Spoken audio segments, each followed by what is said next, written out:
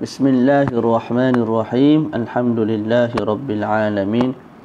Wassalatu wassalamu ala sayyidil mursalin wa ala alihi wa ashabihi ajma'in. نوينا التعلم والتعليم والتذكر والتذكير والنفع والانتفاع والإفادة والاستفادة والحث على التمسك بكتاب الله وسنة رسوله صلى الله عليه وآله وسلم والدلالة على الهدى ابتغاء مرضاته وثوابه وقربه سبحانه وتعالى. السلام عليكم ورحمة الله تعالى وبركاته. Alhamdulillah, bersyukur kita kepada Allah Subhanahu wa taala. Dengan limpah kurnia Allah Subhanahu wa taala dapat lagi kita bersama-sama pada malam ini membaca dan mengulang kaji kitab At-Taqrirat As-Sadidah dalam perbahasan ibadat. Jadi kita dah masuk pada Al-Miqat Al-Makani. Muka surat berapa ni?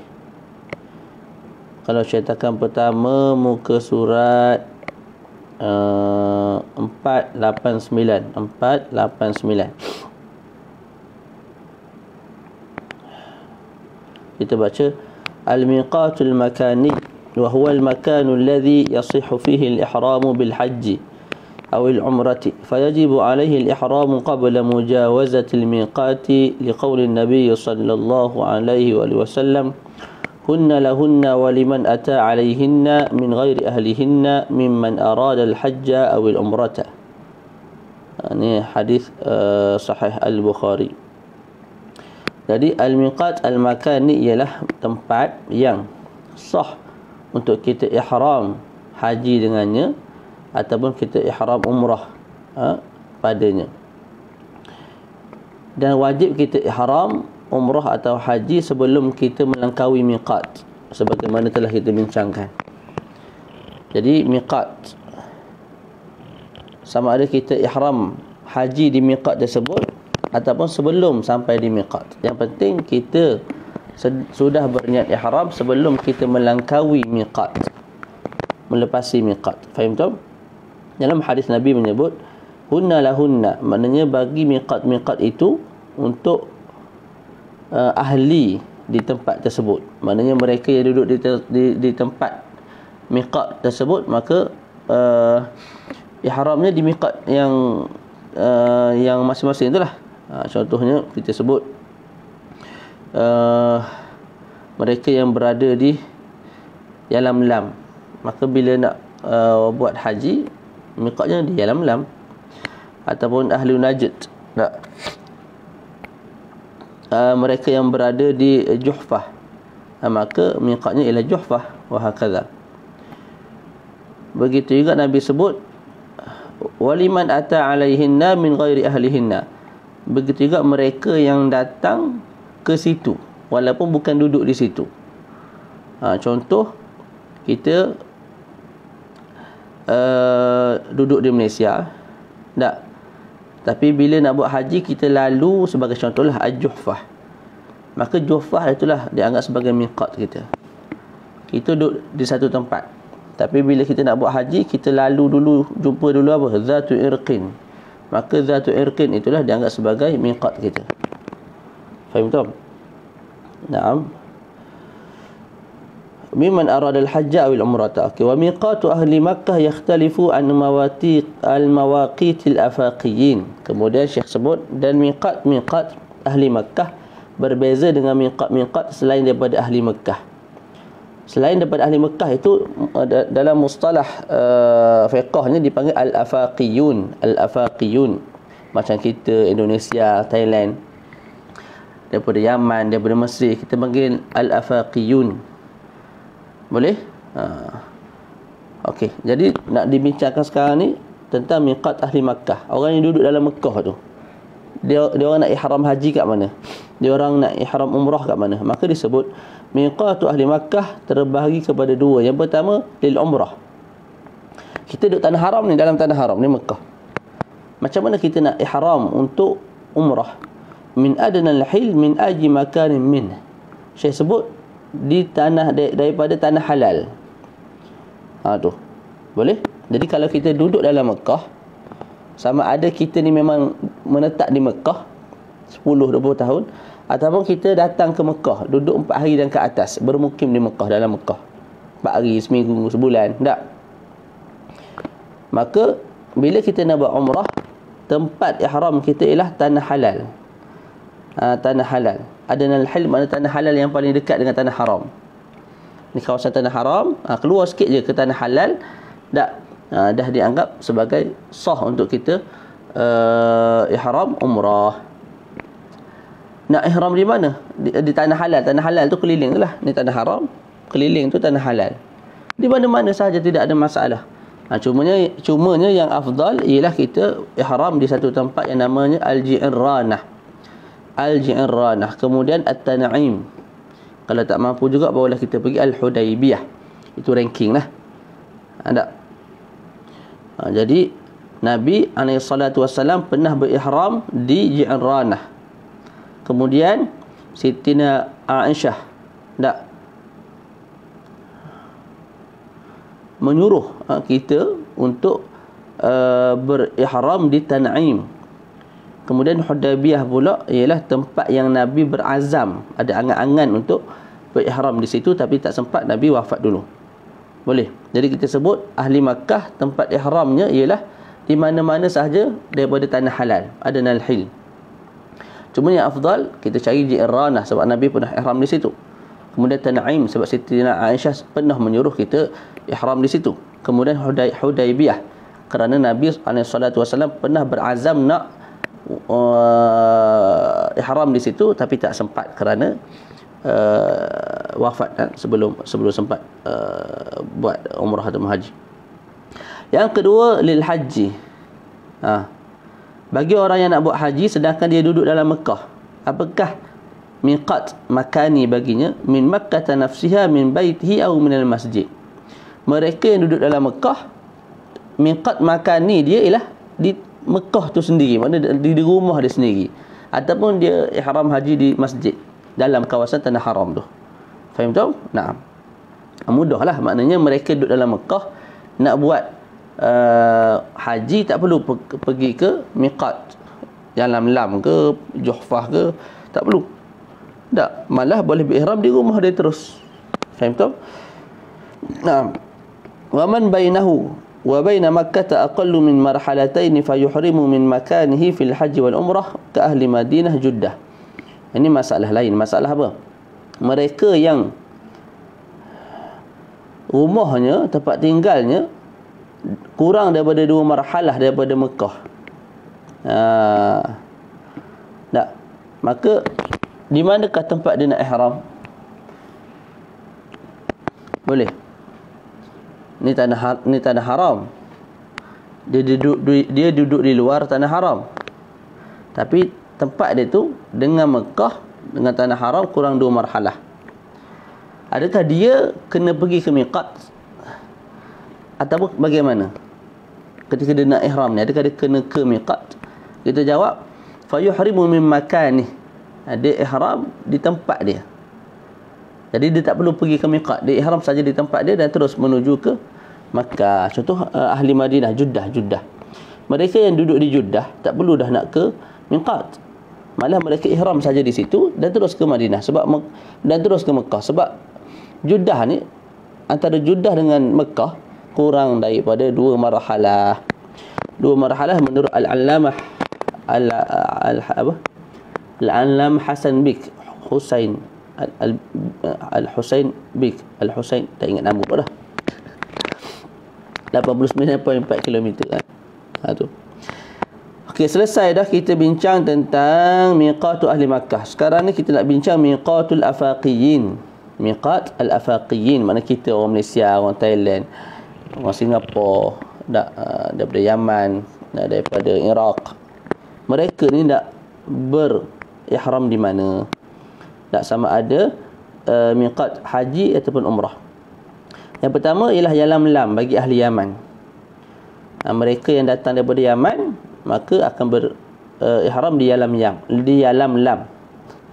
Wa huwa biqurbi qaryatin tusamma Sa'diyah. Yalamlam ni satu tempat yang dekat dengan satu kampung yang nama Sa'diyah, yang namanya Sa'diyah. Yang kedua qarnul manazil, ni bagi ahli Najd. Tak. Mereka akan ihram haji di qarnul manazil. Sekarang dikenali sebagai apa? Wa huwa alladhi yu'rafu al-ana bi Sailil Kabir. Sekarang nama tempat dia ialah Sailul Kabir. Benda sama je, tempat sama, cuma nama berbeza sekarang ni. Ala tariqil qadim min at-Taif ila Makkah. Mereka yang datang daripada Taif nak ke Mekah akan jumpa tempat ni. Nama dia apa? As-Sailul Kabir. Maka ahli Najd ihram di situ. Yang ketiga Zatu Irqin, bagi ahli Iraq. Yang keempat Al-Juhfah li ahli Syam. Syam ni zaman dulu bila sebut apa dia? Syam ni maksudnya Syria, Lebanon, Jordan, satu lagi apa? Syria, Lebanon, Jordan. Tak ingat satu lagi.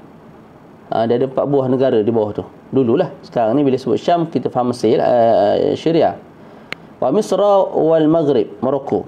Jadi Juhfah tempat ihram haji dan umrah bagi ahli Syam, Misra, Mesir dan juga Maghrib, Morocco. Yang kelima Dzulhulaifah,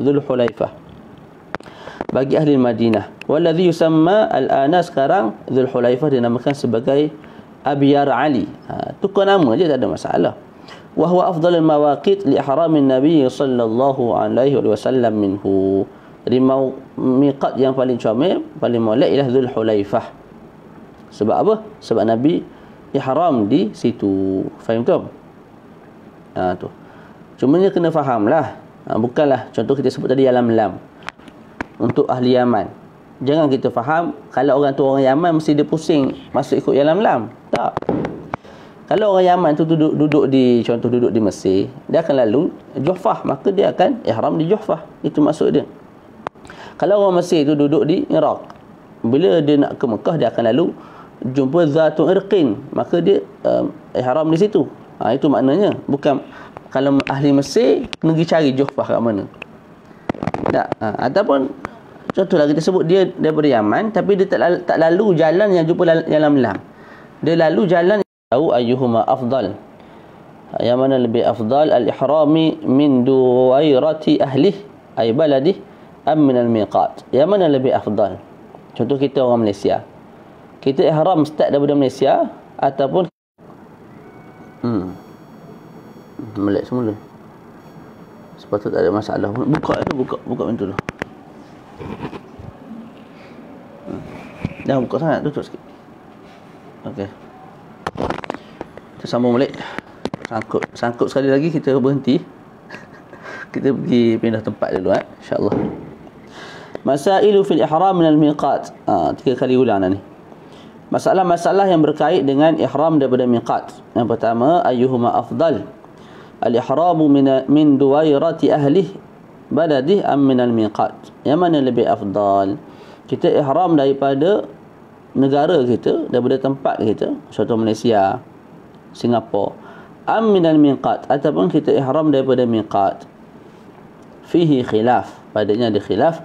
Fa inda al-Imam an-Nawawi rahimahullahu taala al-afdalu al-ihramu min al-miqat ittiba'an lin-nabi sallallahu alaihi wasallam. Di sisi Imam An-Nawawi, Imam Nawawi sebut yang lebih afdal ihram daripada miqat. Ihram daripada miqat. Maknanya kalau ahli Yaman, ihram di Yalam-Lam, bukan ihram di Yaman. Kalau ahlul Iraq, orang Iraq, maka ihram di Zatu Irqin, bukan ihram di Iraq. Faham tu? Sebab apa Nabi buat lagu tu? Maka itulah yang paling afdal. Wa inda Rafi'i, di sisi Imam Ar-Rafi'i, al-afdalu al-ihramu min duwairati ahlih li'annahu asyaq. Di sisi Imam Ar-Rafi'i, yang afdalnya ialah ihram daripada tempat. Tempat kita. Contoh daripada Malaysia, orang Singapura ihram daripada Singapura lagi dah. Kerana apa? Itu yang lebih susah. Kerana apa susah? Bila kita ihram daripada KLIA sebagai contoh, tak? Maka start daripada KLIA tu, kita dah haram buat semua perkara yang berkait dengan seorang yang ihram haji dan umrah. Faham tak? Jadi bila dilarang, ianya lebih susah. Berbeza mereka yang ihram di miqat. Maka sebelum tu, on the way ke miqat tu, dia boleh buat semua perkara yang diharamkan bagi seorang yang berihram. Faham tak? Jadi Imam Rafi'i pun ikut hadis juga, ikut Nabi juga. Cuma pada sudut, dia pandang pada sudut yang lain. Sebab tu didatangkan hadis kat sini, wa fil hadis wa inna laka minal ajri ala qadri nasabik, sesungguhnya bagi kamu daripada pahala menurut kadar kesusahan kamu.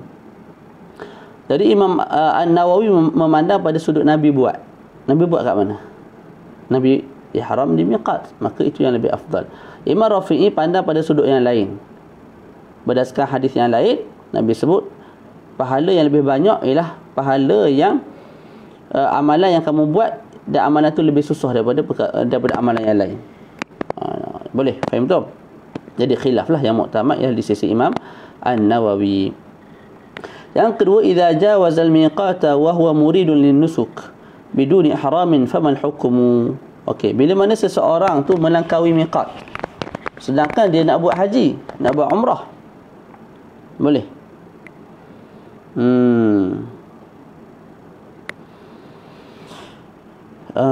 Thumma mana hilang? Biduni ihram famal hukmu. Dia nak buat haji ni ataupun nak buat umrah, tapi dia telah melepasi miqat, telah melangkaui miqat dalam keadaan tidak berihram lagi. Apakah hukumnya? Maka kita sebut wajib alaihi dam, wajib baginya bayar dam, yang akan kita bincang nanti. Wa yasqutu damu, tapi dam tu boleh gugur dengan cara apa? Dengan syarat bisyarati an yarji'a ila al-miqat alladhi jawazahu qabla at-talabbusi ay asyuru'i bi nuzukin min tawafin aw ghairihi. Jadi mereka yang nak buat haji dan umrah, kalau melepasi miqat dalam keadaan belum ihram haji dan umrah, maka kita sebut wajib bagi dia dam, wajib ke atasnya dam. Melainkan kalau dia kembali balik semula ke miqat. Contoh ahli Yaman tadi datang daripada Yaman, tak, lalu ikut Yalamlam, dia melepasi Yalamlam dalam keadaan belum ihram, kita sebut wajib ke atasnya dam. Melainkan kalau dia kembali semula ke Yalamlam dan dia berniat ihram di Yalamlam, kemudian dia masuk semula, yang tu gugur bagi dirinya dam. Itu pun dengan syarat apa? Dia kembali semula ke Yalamlam untuk berniat ihram sebelum dia buat salah satu daripada rukun-rukun haji lah. Tu tak, dia belum tawaf, dia belum apa, dia patah balik. Okey, faham tu? Jadi bila kita sebut idza jawazal miqat wa huwa muridun linusuk, maka terkeluar daripadanya orang yang melangkaui miqat, melepasi miqat sedangkan dia bukan nak buat haji. Contoh, saya nak masuk ke Mekah bukan nak buat haji, nak cari jubah, nak bisnes. Tak? Tu ataupun nak ziarah kawan, nak ziarah ulama di sana. Jadi bukan tujuan nak buat haji, nak buat umrah, tak, saja nak pergi ziarah. Ada ulama ke apa tu orang panggil, anak saudara ke siapa duduk sana, maka ketika itu tidak wajib ke atas saya bayar apa-apa lah, sebab tujuan saya bukan nak buat nusuk. Maka tidak ada masalah kalau saya masuk dan melepasi miqat dalam keadaan tidak ihram. Cumanya sunatlah bila kita masuk ke sana kita ihram. Tak, buat umrah dulu, lepas tu barulah ziarah.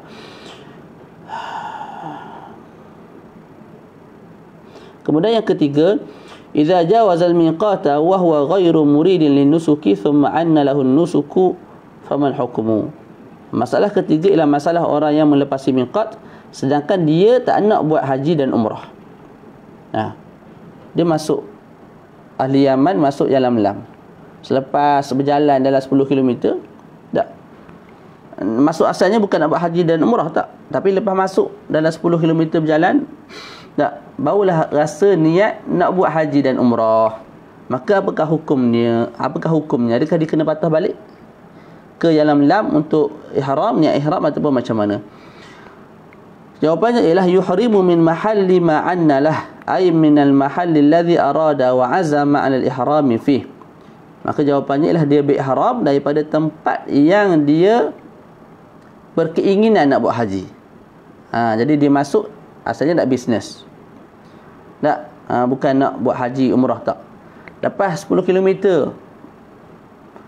berlalu melepasi miqat, barulah datang niat, ala-ala masuk baik aku buat haji, ala-ala masuk baik aku buat umrah, tak.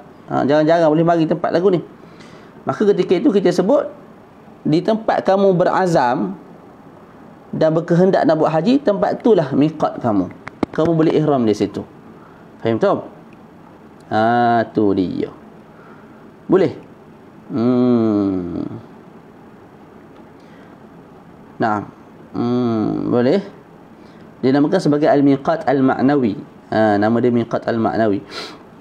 Yang keempat, idza wasala ila Makkah wa huwa ghairu muridin lin-nusuki thumma anna lahu an-nusuk fa aina miqatuh. Okey. Masalah nombor 3, dia melapasi miqat tapi sebelum sampai ke Mekah. Maka kita sebut tempat yang dia berkehendak nak buat haji tu, di situlah miqat dia. Macam mana pula masalah orang ni dah sampai ke Mekah dah. Dah sampai depan Baitullahil Haram dah. Ketika itu barulah ada kehendak nak buat haji dan umrah. Asal masuk bukan nak buat haji dan umrah. Nak pergi ziarah, nak pergi bisnes, urusan bisnes. Tapi bila sampai ke Mekah, barulah rasa nak buat haji. Soalannya mana miqat dia? Nak miqat di mana kawan ni? Nak ihram di mana? Miqatuhu miqati ahli Makkah fil haji wal umrah. Maka kita sebut miqat dia seperti miqat ahli Makkah. Seperti miqat ahli Makkah. Pada haji dan umrah. Tadilah kalau dia nak buat umrah, maka dia kena keluar ke tanah halal. Tak. Kalau dia nak buat haji, maka miqatnya ialah rumah dia sendiri, hotel dia sendiri.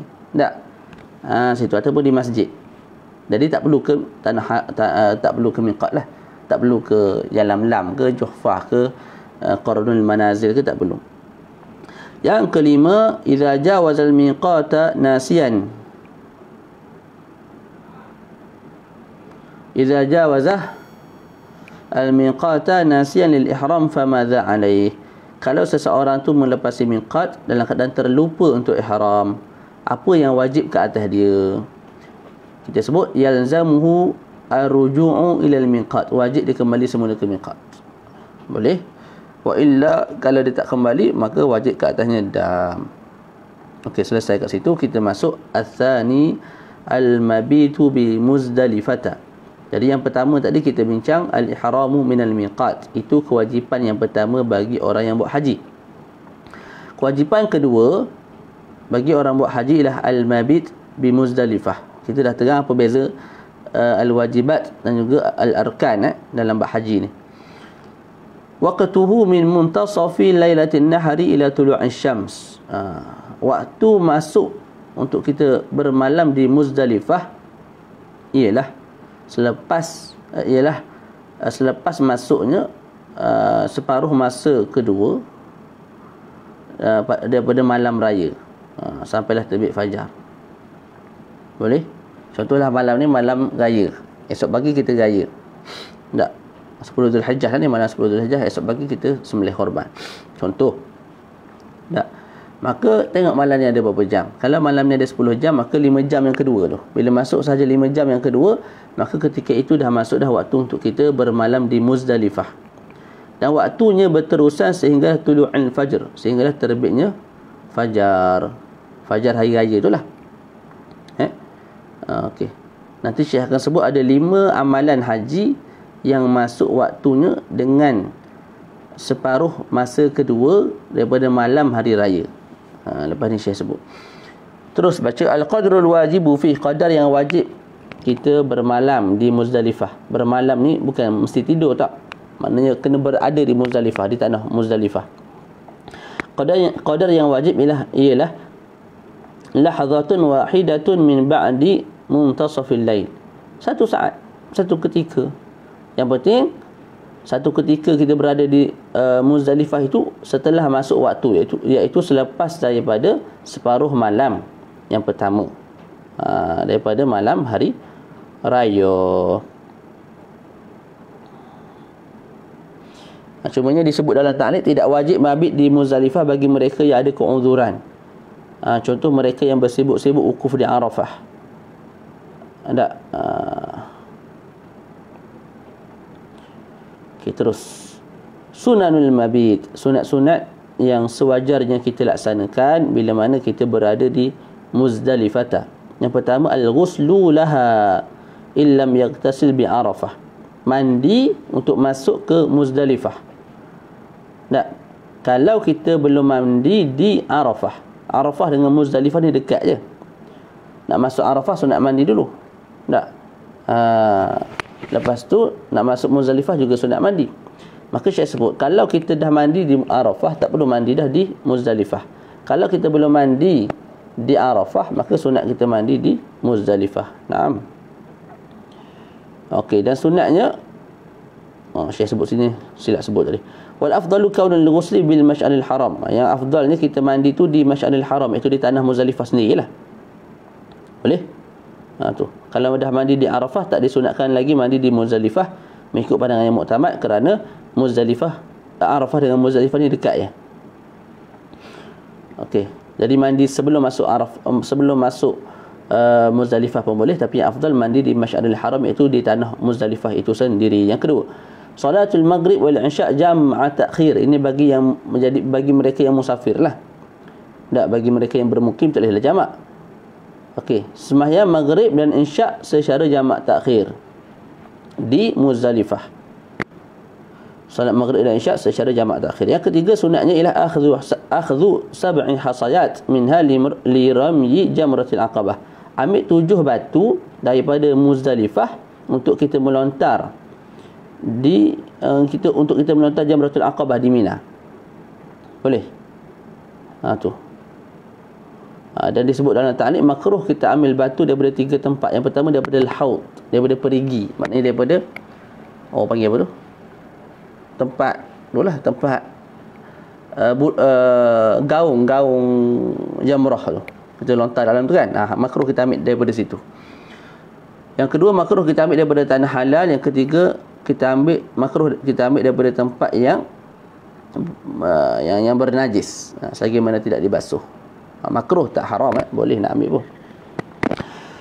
Yang keempat, an yataqaddama ad-dha'afatu wan nisa'u ila Mina ba'da muntasafil laili idza in aradu taqdim ar-ramyi lil ittiba' wal yarmu qabla az-zahmah. Yang keempat, sunat bagi orang yang lemah, budak kecil, orang tua, perempuan, pergi ke Mina selepas daripada separuh malam malam raya tu. Boleh. Jadi maknanya apa? Dia pergi juga di Muzdalifah, tapi sekejap lah. Lepas duduk di Muzdalifah sekejap tu, terus mereka ni, orang yang lemah ni, perempuan, orang tua, terus ke Mina, supaya mereka boleh apa? Mereka boleh mendahulukan rami, melontar, sebelum zahmah, sebelum sibuk. Faham tak? Nah. Yang kelima, salatus subhi fi awalil waqti thumma al-ishtighalu bi dhikrillahi ila al-isfar thumma yatawajjahu ba'daha mubasharatan ila Mina. Yang kelima, salat subuh pada awal waktu di Muzdalifah, kemudian bersibuk-sibuk dengan zikir sehinggalah isfar. Isfar ni maknanya kalau kita duduk di padang waktu subuh ni,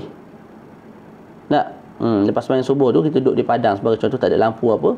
Isfar ni maknanya bila mana sampai waktu yang kita boleh tengok orang depan kita. Asalnya gelap gelita kan, tapi lama sikit makin cerah. Isfar ni maknanya kita waktu yang kita boleh tahu dah, ni kereta, ni sebelah kanan aku ni motor, sebelah kiri aku ni Pak Mat, kat belakang aku ni Pak Karim. Yang mana kita boleh nampak dah orang keliling kita ni. Maknanya makin cerah dah lah, maksud dia. Bukan terang benderang tak, tapi dah boleh kita nampak. Itu isfar kita panggil. Jadi lepas sembahyang subuh tu berzikir sampailah isfar, thumma yatawajjah ba'daha. Lepas daripada itu terus bergegas ke Mina. Tu. Yang keenam, yusannul wuquf bil mash'aril haram wa yadhkurullaha fih.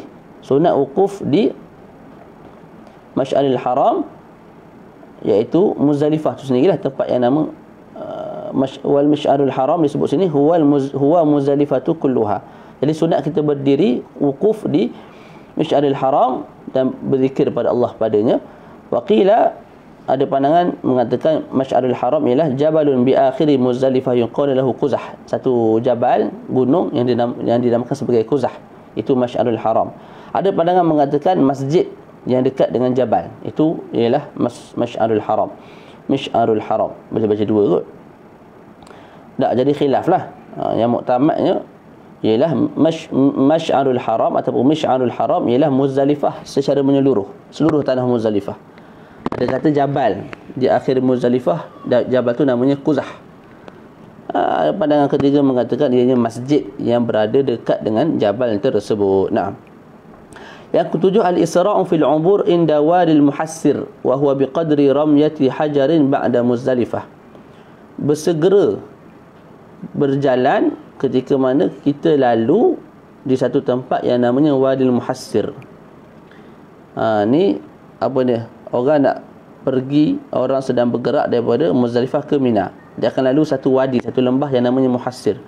Bila lalu di situ, kita disunatkan percepatkan perjalanan. Boleh?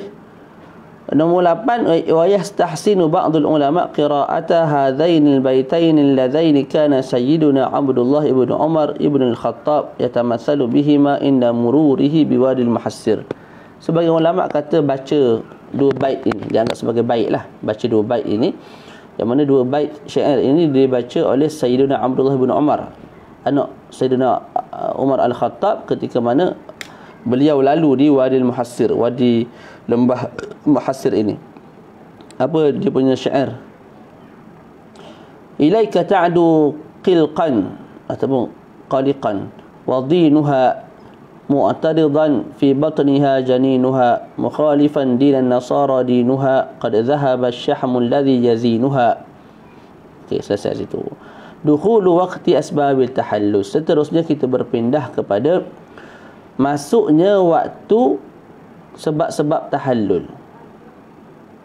Boleh. Jadi kita dah bincang tentang al-ihramu minal miqat, kemudian al-mabit bi Muzdalifah. Sekarang kita nak bincang tentang dukhulu waqti asbabit tahallul, masuknya waktu sebab-sebab bagi tahallul. Tahallul ni maknanya proses menjadikan diri kita halal.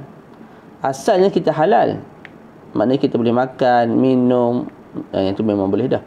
Boleh apa, kalau suami isteri boleh bersama. Lepas tu boleh cabut apa nama tu kita panggil, boleh pakai wangi-wangian, boleh pakai pakaian yang muhit, meliputi badan. Nak perempuan boleh pakai sarung tangan. Laki boleh pakai kopiah, tak ada masalah tak?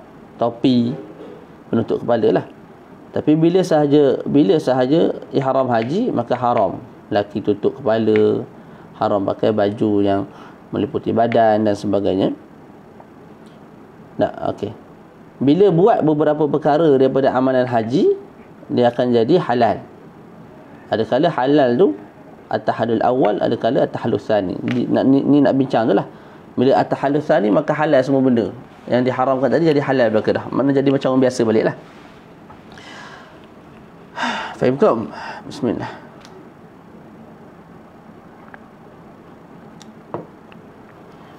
Berapa jam? 9.51. Kita baca sikit lagi. Boleh? Dukhulu waqti asbab at-tahallul bintisafi lailatin nahri yadkhulu waqtu khamsati asya'. Saya sebut dengan masuknya separuh masa kedua daripada malam raya, maka masuklah waktu bagi 5 pekerjaan haji, amalan haji. Salah satu minha tusamma asbab tahallul. 3 daripada 5 ini dinamakan sebagai sebab-sebab tahallul. Yang pertama ialah ramyu jamratul aqabah, melontar jamrah aqabah, jamrah al-kubra pada hari ke-10, pada hari raya lah. Boleh. Mereka yang terlepas melontar, maka terhenti tahallul dia di atas, ganti kepada melontar, iaitu sembelih. Kalau tak mampu sembelih, kena puasa. Boleh. Itu yang pertama. Dan ramyu jamratul aqabah ni wahwa wajibun. Dalam bab haji dianggap sebagai wajibat. Yang kedua, sebab kepada tahallul yang kedua, al-halqu awit taqsir, cukur ataupun gunting rambut. Dan ini adalah rukun haji. Yang ketiga, tawaful ifadah. Ini juga rukun haji. Jadi kesimpulan, nak menjadi halal secara keseluruhan, kita kena buat 2 rukun, iaitu al-halqu awit taqsir ataupun tawaful ifadah, 2 tu. Dan juga kita buat 1 wajib, iaitu melontar jamratul aqabah. Buat 3-3 ni, kita jadi halal secara tam, sempurna. Fahadhi thalatha asbabut tahallul wa yadkhulu kadhalik. Begitu juga masuk juga waktu bermalam di Muzdalifah, yang mana kita sebut bermalam di Muzdalifah ini perkara yang wajib lah, tak wajibat. Masuk juga waktu mabit di Muzdalifah dengan masuknya separuh masa kedua pada malam raya. Begitu juga an-nahru, sembelih, wa huwa sunnah, wa qad yakunu wajiban idza nazar.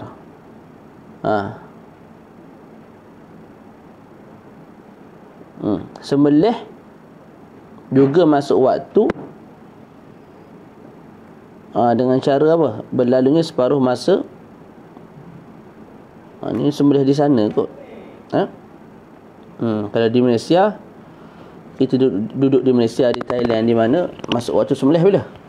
Masuk waktu sembelih selepas subuh, selepas habis waktu subuh dan selepas berlalunya qadar 2 rakaat yang ringan, selepas berlalunya qadar 2 rakaat solat raya dan juga khutbah. Tak? Ini ni cerita di sana ni, di tanah haram. Boleh? Jadi masuknya waktu an-nahar, sembelih, dan hukumnya sunat bila berlalunya separuh masa pertama daripada malam raya. Masuk lebih awal ni. Ada kala ianya jadi wajib kalau kita nazar lah. Sembelih ni korban lah maksudnya. Ini kena tengok balik ni, kena tahqiqkan balik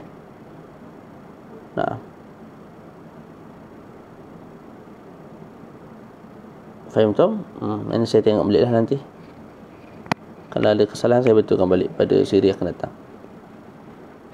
Okey, wa yukrahu ta'khiru hadhil a'mal an yaumin nahri. Saya sebut makruh kita lambatkan amalan-amalan ini daripada hari raya. Maknanya selesaikan semua sekali ni pada hari raya lah. Menonton Jamratul Aqabah, cukur, tawaf ifadah, bermalam di Muzdalifah dan sembelih. Nak baca lagi tak? Kita baca sikit lagi. Kita baca sampai at-tahallul awal wa at-tahallul tsani, lepas tu kita makan daging pula. Tu. Kat dapur tu dah ada apa orang panggil? Sup. Tepung singgang. Tu. Habis ni betul kita pergi makan. Pergi makan dapur masing-masing lah. Kecuali kalau siapa-siapa yang duduk dekat Jeka ni, marilah rumah kita di Jeka ni. Okey, at-tahallulu minal ihram. Lil haji tahallulan. Bagi haji ada 2 tahallul. Jadi bagi umrah ada 1 je lah. Buat semua amalan umrah tu, maka barulah halal. Kalau haji ada 2 tahallul. At-tahallul al-awwalu idza amila ithnaini min asbab at-tahallul tahallala at-tahallul al-awwala fayajuzu lahu an yubashira jami'a ma kana haraman ma 'ada ma yakhtassu bin nisa' wa huwa thalathatun aqdun nikah wal mubashiratu wal jima'. At-tahallul yang pertama ialah bila mana seseorang tu buat 2 perkara daripada 3 sebab tahallul. Maknanya dia buat apa? Menonton Jamratul Aqabah dan tawaf, ataupun tawaf dan cukur, ataupun cukur dan menonton Jamratul Aqabah. Ikutlah. Bila buat 2 sahaja, maka dia dapat dah tahallul awal. Bila dia dapat tahallul awal, maka dia boleh buat semua perkara yang diharamkan, melainkan perkara yang berkait dengan perempuan. Yang itu masih haram. Apa perkara yang berkait dengan perempuan? Akad nikah tak boleh, haram. Kalau buat juga tidak sah. Boleh. Yang kedua, mubasyarah, berseronok lah laki bini, tak boleh. Sentuh kulit ke kulit dalam keadaan bersyahwat, haram. Dan keempat, jima'. Tu. Yang keempat. Ni 3. Ni 3, bukan 4. Boleh? Jadi 3 ni masih haram. At-tahallul tsani wa yahsulu idza amila as-sabab ats-tsalis. فيجوز له أن يباشر جميع ما كان حراما حتى النساء هذا إذا سعى بعد طواف القدوم فإذا لم يسعى لم يتحلل التحلل الثاني إلا إذا سعى بعد طواف الإفاضة وبعد الحلق والرمي. Tahallul yang kedua ialah bila mana dia buat amalan yang ketiga, sebab yang ketiga. Contoh, dia dah buat melontar jamrah dan tawaf ifadah, maka dia tahallul awal. Macam mana nak dapat tahallul tsani? Dia buat benda yang ketiga, iaitu cukur. Bila dia cukur ataupun potong rambut 3 helai sekurang-kurangnya, maka dia dah jadi tahallul asani. Maknanya dia dah jadi halal secara sempurna. Dia boleh buat semua perkara yang berkait, semua perkara yang diharamkan kat atas diri dia, termasuklah perkara yang berkait dengan wanita. Maknanya dia boleh bersetubuh, dia boleh mubasyarah, berseronok dengan isteri dia, dia boleh akad nikah, nak bini yang kedua, ketiga, tak ada masalah. Ini pun kalau dia sa'i selepas tawaf qudum. Zaid datang ke Mekah, dia tawaf qudum, lepas tu dia sa'i. Tak, dia tawaf qudum, tawaf penghormatan bagi Masjidillahil Haram, lepas tu dia sa'i. Okey, faham tak? Zaid ni kalau dia buat tiga-tiga ni, apa dia, tawaf ifadah, menonton Jamratul Aqabah dan cukur, maka kita sebut dia tu dah tahallul atsani, dan dia halal semua benda yang diharamkan ke atasnya sebelum tu. Sebelum dia tahallul lah. Okey, fa idza lam yas'a, berbeza kalau ada kalau dia belum sa'i. Contoh Ahmad ni dia datang ke Mekah, dia tawaf qudum. Lepas tawaf qudum dia tak sa'i. Dia tak sa'i. Tak. Maka kita sebut Ahmad ni nak dapat tahallul yang kedua mesti selepas dia sa'i. Mesti selepas dia sa'i. Maknanya gini. Ahmad datang ke Mekah, dia tawaf qudum. Lepas tawaf qudum dia tak sa'i. Dia tu wukuf di Arafah. Tak. Okay, kita sebut Ahmad ni walaupun dia dah buat tiga benda, dia tawaf ifadah, dia dah apa? Cukur, dia dah melontar Jamratul Aqabah. Selagi mana dia belum sa'i, maka kita sebut dia masih belum dapat tahallul tsani.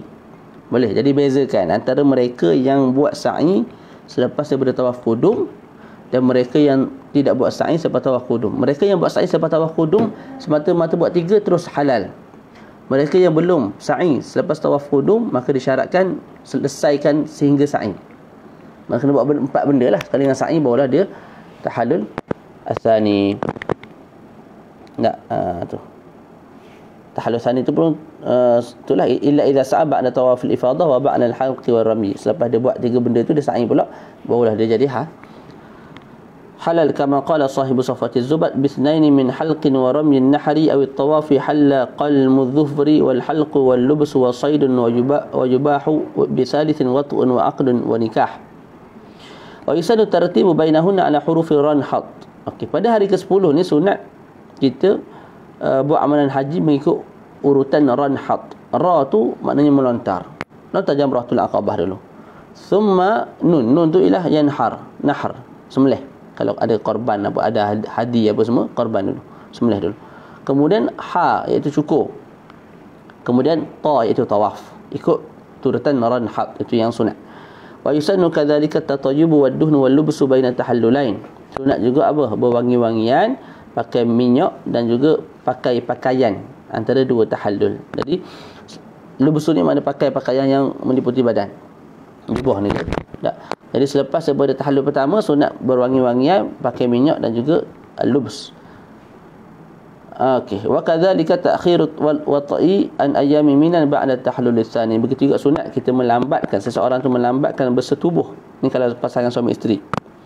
Tak, dah halal dah ni. Boleh dah setubuh. Tapi sunat juga dia selesaikan dulu perkara-perkara amanah haji di Mina. Selepas tahallul selesaikan dulu apa tu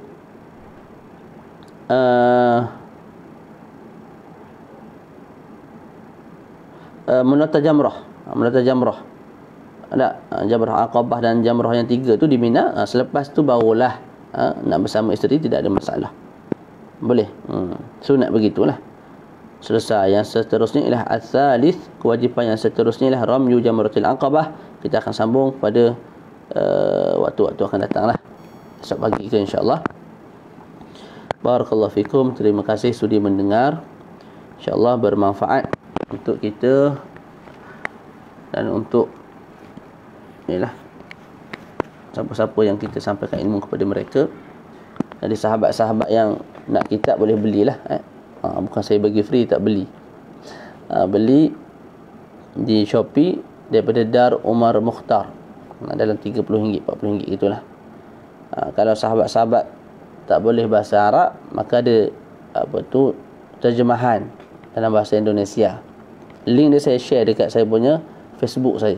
Jadi beli sebagai rujukan dan ulang kaji selepas daripada dengar syarahan ataupun penerangan yang saya lakukan di Facebook ni lah, insya-Allah. Jadi kitab ni kalau kita faham dengan baik, insya-Allah lah, untuk kehidupan seharian kita fardu ain tu jauh sangat dah lepasnya. Malah kita boleh jawab pula soalan-soalan. Bini kita tanya soalan, anak kita tanya soalan, insya-Allah kita boleh jawab dengan baiklah. Bila kita kuasai ataupun faham dengan baik isi kandungan at-taqdirat as-sadidah.